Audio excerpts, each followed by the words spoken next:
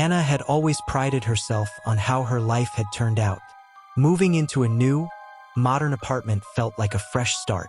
The light-colored walls, minimalist furniture, and spacious kitchen with panoramic windows overlooking the city all created an atmosphere of success and comfort. Anna worked at a marketing firm as a project manager. Her team was professional, and her boss always appreciated her efforts. Among her friends, Anna was known as an open and positive person who could always lift the mood. Her appearance reflected her inner balance. Long chestnut hair that she always styled neatly, brown eyes with a hint of mystery, and a fresh, clean look. She chose stylish yet comfortable outfits. This evening, it was a dark denim jacket and ankle boots with a slight heel. Anna knew she looked good but never flaunted it. Her days consisted of work meetings, short coffee breaks at her favorite cafe around the corner, and evenings spent enjoying the comfort of her lovely apartment. Anna loved her life and was confident that everything was under control. But one evening, after another long day at work, everything changed. She was walking home along her usual route. The autumn breeze gently brushed her chestnut hair as she squinted against the streetlights shimmering from car headlights. Everything seemed the same as always. But that evening, she felt something strange. Her typically calm walk suddenly felt tense. It seemed like someone was following her. At first, she brushed it off as paranoia. After all, there were always people in the city. She quickened her pace, trying to shake off the thought. But the feeling wouldn't go away. As she reached her apartment door, Anna glanced back quickly. The street was empty. "It's fine," she repeated to herself. Sighing, she entered her apartment, locked the door, and even double-checked it. The next morning, while scrolling through her work emails, a new message from an unknown number popped up on her phone. "I hope you slept well." Anna frowned but thought it was just a mistake. She deleted the message and returned to work. The day went as usual. Lunch with colleagues, a few important meetings, and planned projects. In the evening, while walking home the same way, she felt that same unsettling discomfort again.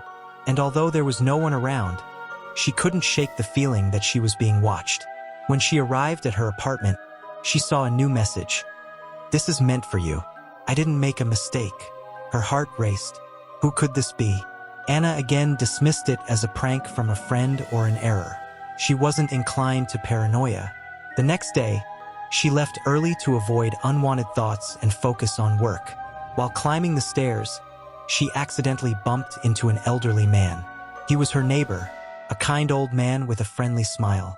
With his gray hair, round glasses, and worn knitted cardigan, he looked like a sweet grandpa from a classic movie.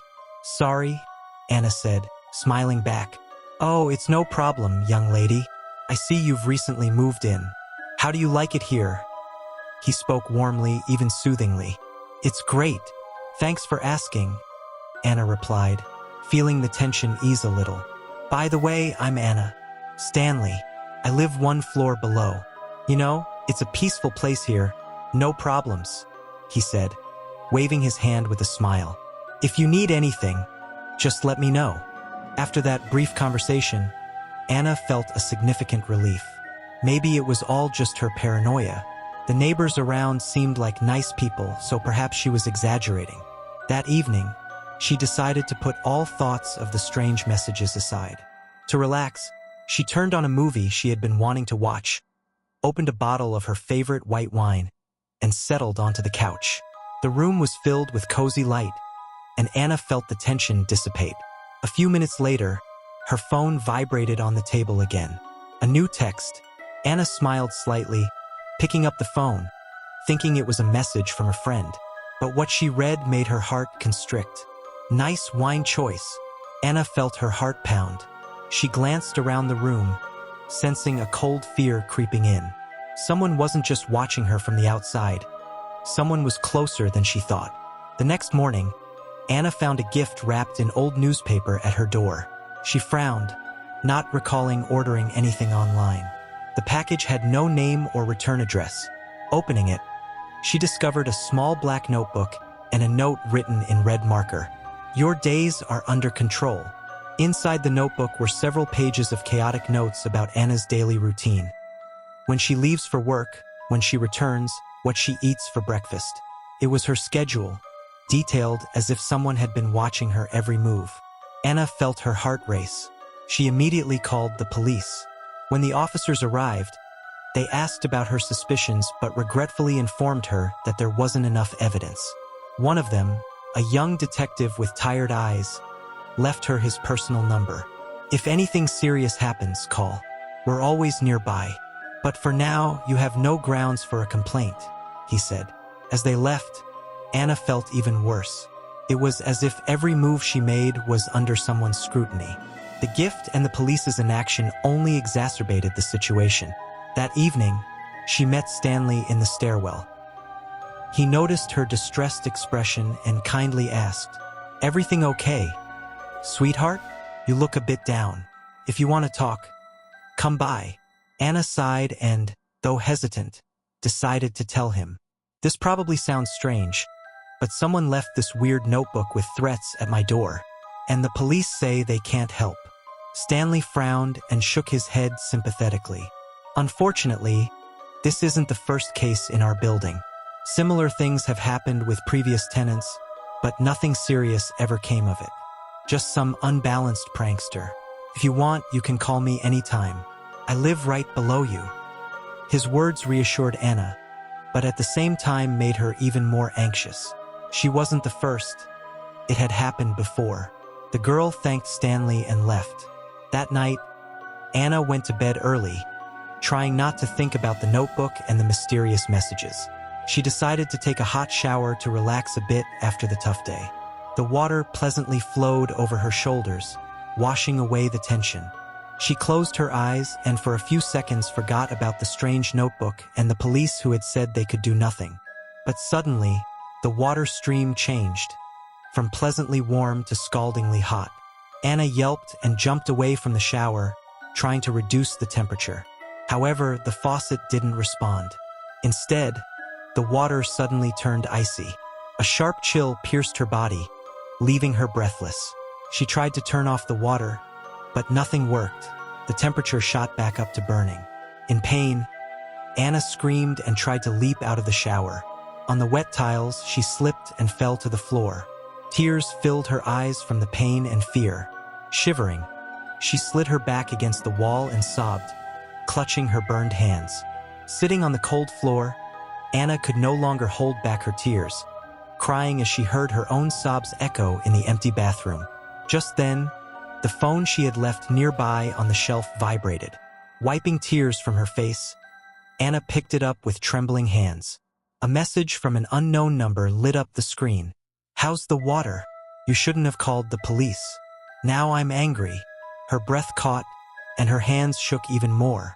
This being, whoever it was, wasn't just scaring her. They were playing with her life, showing that they controlled everything. Anna stood up, wincing from the burns on her hands. She managed to find some ointment in her first aid kit and treated the affected areas. But the anxiety wouldn't let go. She nervously glanced around, as if the one sending the messages could appear in her apartment at any moment. Dressed in a robe and wrapping herself in a blanket, Anna approached the panoramic window to try to calm down. The street seemed deserted and quiet, but suddenly she noticed something strange. In the house across the street, behind thin curtains, a shadow flickered. Someone was standing there, as if watching her. Her heart raced again, pounding so loudly she could hear it echoing in her ears. Anna froze by the window, unable to look away. It seemed to her that the shadow leaned slightly forward, as if it knew she could see it. Then the curtains jerked sharply, concealing the figure in darkness. She stepped back, feeling a shiver run down her spine.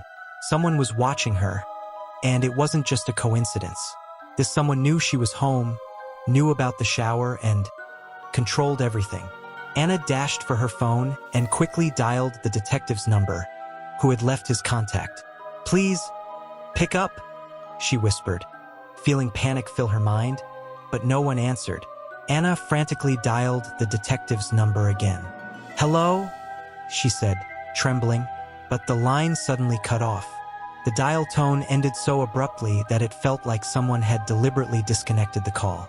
In that same instant, every light in the apartment began to flicker, and the television, which had been off, turned on by itself, emitting a white noise. Anna froze, holding the phone. Just then, the lights in the apartment went out completely. In the darkness, an eerie electronic sound echoed, a signal from the smart home system. Red numbers lit up on the control panel above the door, counting down like a timer. 15 minutes. She slowly placed the phone down, feeling the icy grip of fear tighten around her. And then, a message appeared on the screen of her phone, which lay on the table. "Why did you call the police? Now we're gonna play a game. If you don't do as I say, you'll be stuck here forever. The doors are locked." She started frantically twisting the doorknob, locked. The blinds on the windows had completely closed, cutting off even the faintest beam of light from outside. Suddenly, in the darkness, an electric kettle started whistling, and hot, thick air slowly began to seep from the oven, as if it were heated to the max. Anna stood in the middle of the living room, trembling, when her phone vibrated in her hands again. A new message appeared. "Playing the heroine? You won't succeed. Do everything I say, or your sister Stacy will get hurt." Her fingers tightened around the phone as her heart raced. Another message popped up immediately. "I see you're deep in thought. Don't want to listen to me? Here, let's make it easy for you." An attached photo showed Stacy peacefully sleeping in her room. Anna realized that someone had broken into her sister's house. A wave of panic washed over her. She began dialing the police, but the phone suddenly shut off. The signal was gone. In an instant, a message lit up the screen again. "One more call like that, and Stacy gets hurt. Do it right, and she'll wake up tomorrow." The phone vibrated once more. "First task. Take a knife and carve your name into your arm. Show me you're ready to play by the rules. But don't rush. Make a mistake and she will pay." Anna felt a cold shiver run down her skin. She picked up the knife, her hand shaking. Slowly, she began to scratch her name onto her forearm. Pain shot through her body, and blood started to drip down her arm, but she knew she had to do it. When she finished, she sent a photo. "Good. Now let's move on." Anna sat down on the couch, trying to calm her breathing. She touched the fresh wound on her arm, feeling the liquid trickle down. Suddenly, her phone vibrated again, causing her to jump in fear. Second task. Find something in your home that can harm you.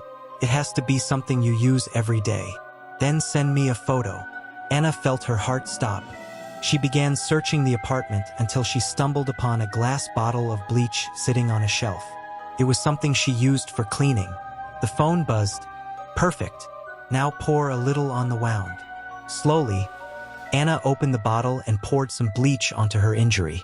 Pain surged through her body, and she screamed in horror, but she sent the photo with shaking hands. "Good. Now you can move on." Anna was breathing heavily, trying to cope with the horror of what she had just done. But there was no time left. The pain in her arm burned, and she knew she had to be ready for the next task. The phone buzzed again. "Last task. Take the toaster and put your hands inside. Then turn it on and hold your hands there for 20 seconds. If you don't do this, the consequences will be terrible." Anna didn't know what to do. Her thoughts raced, but she knew she had to complete this task. She opened the toaster, her hands trembling with fear. The phone buzzed. "Now turn it on and keep your hands inside for 20 seconds. Don't forget, the consequences could be horrific." Anna felt her hands growing cold, but she understood that she had to do it. She pressed the button, and smoke began to pour out. She screamed in pain but forced herself to keep her hands inside, even as her heart twisted in fear. As the smoke thickened, she knew she could endure no longer. Bursting from the toaster, Anna dashed toward the door, but it was locked. Desperately pushing against the door, she realized she needed something heavy to break it down. She glanced around and noticed a chair.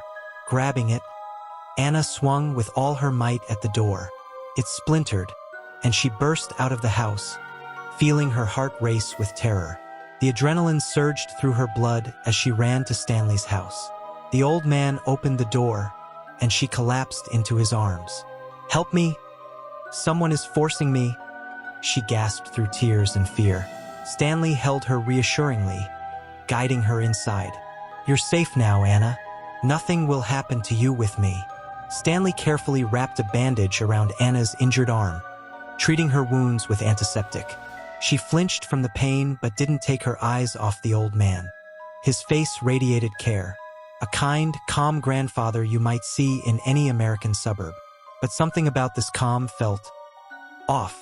"It's going to be okay," he said softly, tying off the bandage. "All done. Now tell me what happened, sweetheart." Anna took a deep breath, her lips dry and her hands trembling nervously. She began to recount everything. The call to the detective, the message from the unknown, those terrifying tasks and threats. Her voice trembled as she recalled how she had to scratch her name into her skin and pour bleach over the wounds. "I just wanted to survive. I thought I was doing everything right, that it would end. But they controlled everything. Even the doors, the blinds. I can't even enjoy a glass of my favorite wine after this horrible day. I just want to drink my favorite wine."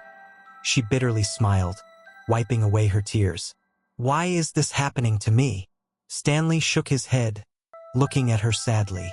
"It's tough, I understand," he sighed, gently squeezing her hand. "But you really have great taste in wine. I love Chateau Montelena Chardonnay too. Not everyone gets its flavor, but true connoisseurs appreciate it." Anna froze. Her heart stopped for a moment. How did he know? That was the exact wine sitting in her kitchen. It was expensive and not very popular among casual drinkers. Stanley's gaze was still warm, but now there was another emotion shining through. Something sinister hidden behind his usual mask of kindness. Anna forced a smile, trying not to reveal her fear. Her mind raced, and her breathing quickened. She knew she had to act immediately, but most importantly, she couldn't let him realize that she suspected anything. "Can I use the bathroom?" she asked nervously. "Of course," he replied, waving his hand toward the hallway. "First door on the left." Anna stood up and walked into the hallway. Her body pulsed with pain, but she forced herself to walk steadily, hiding her panic. As she passed a room with slightly ajar doors, she caught a glimpse of monitors. Something compelled her to stop. Holding her breath, she carefully peeked inside. On the table stood a set of screens. Cameras, all connected to her home. Anna saw live feeds from her bedroom, kitchen, and even the bathroom. Her blood ran cold as she realized that she had been watched all this time. Every movement, every moment of privacy under surveillance. She covered her mouth with her hand to stifle a horrified scream. Just then, she heard a familiar voice behind her. "Are you lost, sweetheart?" Anna turned sharply. Stanley stood in the doorway, his gaze now cold, and his lips twisted into an unpleasant smile. He was no longer playing the role of the kind old neighbor. "And no," she stammered and suddenly shoved him hard in the chest. Stanley stumbled back, and Anna seized that moment to run. She dashed down the hallway, bursting through the front door. Miraculously, she managed to open it. The cold night air hit her face. Darkness enveloped everything around her, and the clock showed 3 in the morning. Anna was barefoot, battered, and exhausted. Her breath came in quick gasps of fear, and her legs barely held her up. She heard heavy footsteps behind her. Stanley was following, but he was no longer walking slowly. He was running, and with each moment he was getting closer. "You won't escape," he shouted, raising a gun. Anna felt her heart clench in terror. He really had a gun.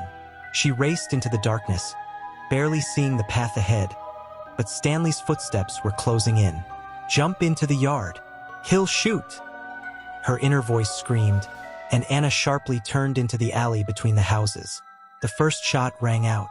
A bullet whizzed inches from her head, hitting a wooden fence.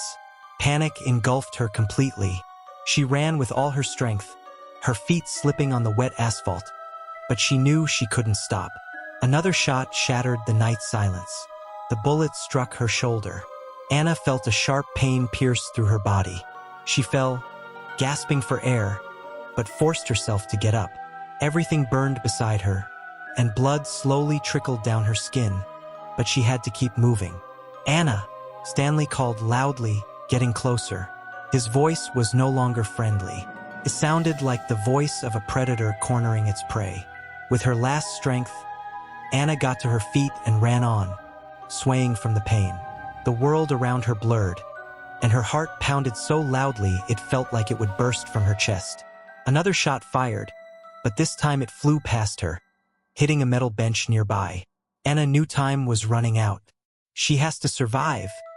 She has to, she thought, pushing through the pain. She turned the corner of the house and vanished into the shadow of the trees, trying to confuse her pursuer. Her body pulsed with pain, and every breath felt unbearable. And at that moment, she heard heavy footsteps and Stanley's muffled laughter echoing from the darkness, like the worst nightmare come to life. Here's the translation into English. Anna lay on the ground, clutching her side where the bullet had struck. Pain pierced her body.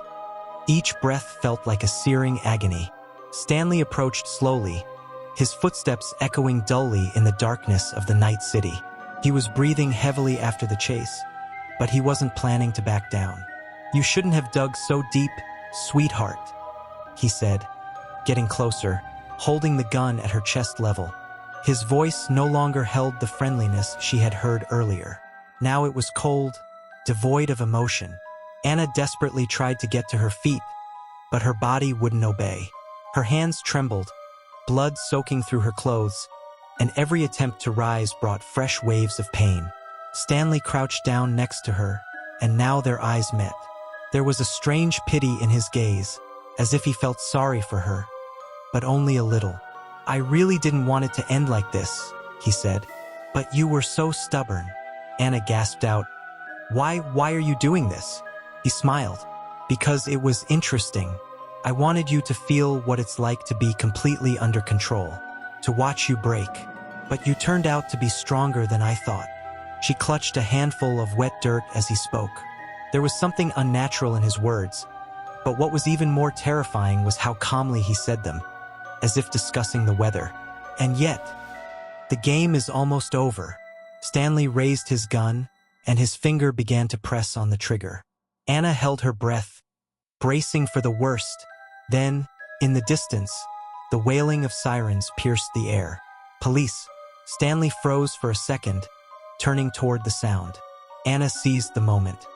With all her strength, she threw the handful of dirt into his face, struck him in the stomach with her knee, and lunged forward, barely standing. Her body burned with pain, but adrenaline pushed her on. She ran, staggering as best as she could, trying to reach the nearest streetlight. Her head was ringing, her vision blurred, but she knew that if she stopped, he would catch her. Another shot rang out behind her. Something whizzed past her ear, but the bullet missed. The sirens grew louder. Stanley seemed to realize this too as he stopped shooting. Anna burst onto the main street and almost immediately fell to her knees. The road beneath her felt blurred, the streetlights glow blindingly bright. The last thing she saw before slipping into darkness was the red and blue flashes of a patrol car approaching her. When Anna regained consciousness, she was in the hospital. They had bandaged her up, given her sedatives, and opened a case on Stanley Pierce. The police quickly raced to his house, hoping to arrest him, but there was no one inside. The strangest thing was that the rooms were empty. ***, not a single screen or camera that he could have used to watch Anna.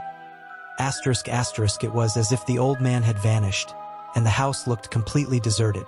"We'll surround the building. He won't escape," one of the officers said, ordering a patrol to cover all exits, waiting for Stanley's return.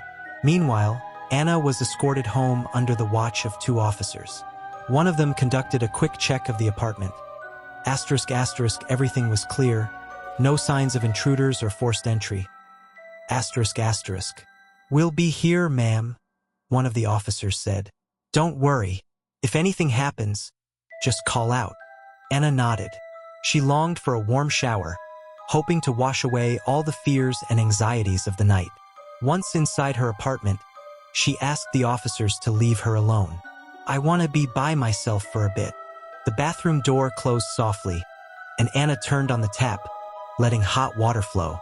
Steam gradually began to fill the room, and she felt herself relax a little. But memories of the night, of Stanley's sick mind and his game, seemed to linger. The apartment looked completely normal, as if nothing had happened, but a feeling of dread grew inside her. The hot water streamed over her body, but suddenly, the phone lying on the sink lit up. A text message. "Sweetheart, I'm already here. You can't run away. The police won't save you. You'll die anyway." Anna froze. Her heart raced so fast it felt like it was about to burst from her chest. She abruptly turned off the water, leapt from the shower, wiping sweat and water from her face. She heard footsteps in the hallway. Heavy, slow steps were approaching the bathroom. "Open up!" Stanley's familiar voice rang out from behind the door. "They can't help you, darling." Anna locked the door, frantically glancing around. She quickly got dressed, grabbing her phone. Calling for the guards was her only hope. But the network was blocked. No signal. She heard Stanley drawing closer, gently knocking on the door. "How did you get here?" Anna shouted through the closed door. "The police checked the apartment." "You weren't here. You're so naive," he whispered. "You think if I can control your house, I can't find a way to get inside?" And then it went completely quiet. Anna tensed, trying to catch any sound. The silence was worse than any noise.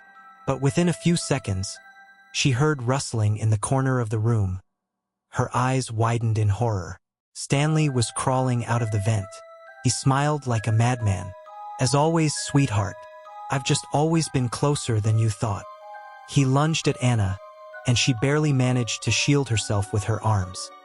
His fists struck her painfully, his voice breaking with rage asterisk. "You're all the same. I love you, and you betray me. You dare to ignore me." He landed another blow, knocking Anna to the ground. "But you will pay, just like all the others." Anna fought back desperately, trying to break free. At that moment, something changed in the air. Thick white smoke began to seep from the vent. She felt her head spin, and her lungs burn. "You've breathed enough, darling," Stanley whispered, squeezing her throat. With her last strength, Anna pushed the dresser next to her. It fell with a dull thud right on Stanley, pinning his lower body. The old man groaned in pain, sobbing helplessly. Trembling, Anna crawled to the bathroom door. Her hands shook, but she managed to open the door and crawl into the hallway. She reached the apartment's front door and, with her remaining strength, pounded on it. "Help me," she whispered, barely staying conscious. One of the officers heard the noise and immediately opened the door. Anna lay on the threshold, covered in blood, pale, with labored breathing. The police dragged her into the hallway and called for an ambulance. The officers entered the apartment. They found Stanley in the bathroom. He had come to, but was barely breathing. When they saw him, he only smiled, a twisted fury etched on his face. "She'll die anyway," he croaked, squeezing out his last words. She inhaled the gas. "No one will save her now." He died, that same disgusting smile on his face. Anna was carried out of the house on a stretcher and taken to the ambulance. She could barely breathe, convulsions racking her body. The medics tried to resuscitate her, but it was too late. "Cardiac arrest. We're losing her." A few minutes later, the doctors pronounced her dead. Anna died on the way to the hospital, her last gaze turned into the distance, as if she were searching for the rescue she never found. The apartment fell into silence. Stanley was dead. Anna was gone. Don't forget to subscribe to my channel. Write in the comments how you like my story and be sure to like it. And remember, some monsters are impossible to escape.